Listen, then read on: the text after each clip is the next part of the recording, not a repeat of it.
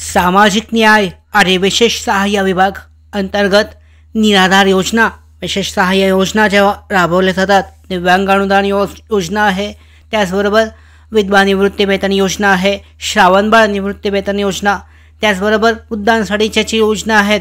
या अंतर्गत निराधार योजनेअंतर्गत दिव्यांग त्याचबरोबर विधवा महिलांसाठी जी पेन्शन वाढ केली जाणार होती, तर या संदर्भात पाहू शकता एक नवीन अपडेट प्राप्त झाली आहे. आजचा पावसाळी अधिवेशनाचा पहिला दिवस होता आणि या पावसाळी अधिवेशनाच्या पहिल्या दिवशी पाहू शकता संजय गांधी निराधार अनुदान योजना अंतर्गत थकीत बातम्यांचे आहे पेन्शन जमा होणार असल्याची ही बातमी प्राप्त झाली आहे. पावसाळी अधिवेशनाच्या पहिल्याच दिवशी सामाजिक न्याय आणि विशेष सहाय्य विभागाची जी पुरवणी आहे, ही पुरवणी विशेष सहाय्य विभागांतर्गत पुरवण्या प्राप्त केल्या होत्या. त्या पद्धतीने पाहू शकता ही पुरवणी मान्य झालेली आहे. ही पुरवणी मागणी मान्य करण्यात आली आहे. पाहू शकता प्रत्येक विभागासाठी निधी वितरित करण्यासाठीचा जो GR आहे, शासन निर्णय, हा लवकरच जारी केला जाईल. यामध्ये पाहू शकता सगळ्यात जास्त म्हणजे पाहू शकता 3,700 कोटी एवढे जे आहे सामाजिक न्याय आणि विशेष सहाय्य विभागासाठी वितरित करण्यात येत आहेत. कोणत्या खात्याला किती निधी प्राप्त झाला आहे पाहू शकता. आजच्या पहिल्याच दिवशी जी पुरवणी मागणी आहे हे मान्य झाले. यानुसार प्रत्येक विभाग जो आहे, नगर विकास विभागाअंतर्गत 15,000 कोटी आहेत, सार्वजनिक बांधकाम विभाग 9,000 कोटी, ग्रामविकास विभाग 4,700, सामाजिक न्याय विभाग 3,700 महत्त्वाचा आपल्यासाठी. त्याच्यानंतर सहकार आणि पणन विभाग आहे 2,800, महिला आणि बालविकास 2,600 कोटी, जलसंपदा विभाग 2,600 कोटी आणि गृह विभाग 1,400 कोटी. या अंतर्गत सामाजिक न्याय आणि विशेष सहाय्य विभाग 3,700 कोटी निधी हा मंजूर झालेला आहे विशेष पुरवणी मागणीद्वारे.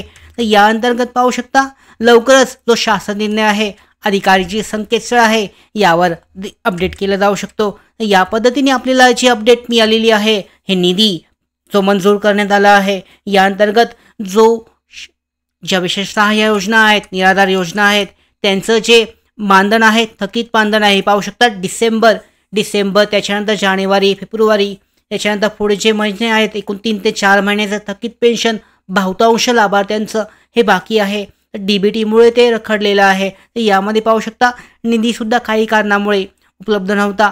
तर यामुळे बहुतांश जे बाकी होतं थकीत पेन्शन हे जमा होऊ शकतं. या संदर्भात पाहू शकता सरकार डायरेक्टली अशी घोषणा करू शकत नाही आहे की तुमचे जे थकीत पेन्शन आहे याद्वारे दिलं जाईल, पण कदाचित पाहू शकता 3,700 कोटी हा निधी जो मंजूर झाला आहे विशेष पुरवणी मागणीद्वारे, या अंतर्गत तुमचं जे थकीत मानधन आहे या अगोदर प्राप्त झालं नव्हतं, पेन्शनची 1,500 रुपये होती प्रत्येक महिन्यासाठीची, ही जमा झाली नव्हती, तर ही जमा होऊ शकते. त्याचबरोबर पाहू शकता आज 7 वाजता जी मीटिंग झालेली आहे, बैठक झालेली आहे, जी बैठक घेण्यात आली होती दिव्यांग विभागांतर्गत, पाहू शकता जे महसूल मंत्री आहेत यांच्या अध्यक्षतेखाली ही बैठक पार पडली आहे. या संदर्भात सुद्धा काय निर्णय झाला आहे, 4,000 पेक्षा जास्त पेन्शन वाढ होणार आहे, कधीपर्यंत होणार आहे, या संदर्भात सुद्धा जी घोषणा आहे ही लवकरच केली जाईल. या संदर्भात सुद्धा महत्त्वाची अपडेट दिली जाईल. पण या संदर्भात आत्ताची सगळ्यात महत्त्वाची अपडेट जी आहे, यामध्ये जी थकीत मानधन आहे या अगोदर देण्यात आलं नव्हतं, तर थकीत मानधनासंदर्भात पाहू शकता 3,700 कोटीचा निधी हा मंजूर झालेला आहे.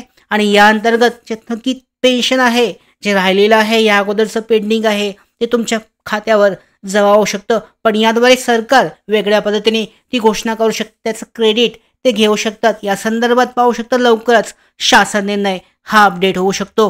त्याचबरोबर जी पेन्शन वाढ आहे 4,000 पेक्षा जास्त किती होणार आहे या संदर्भात उद्या आपल्याला 100% नक्की काहीतरी जी अपडेट आहे ही प्राप्त होणार आहे. ही सगळ्यात महत्त्वाची अपडेट असणार आहे आणि ही अपडेट प्राप्त करण्यासाठीच मिळवण्यासाठी नोकर भरतीच्या YouTube चॅनलला सबस्क्राईब करा. धन्यवाद.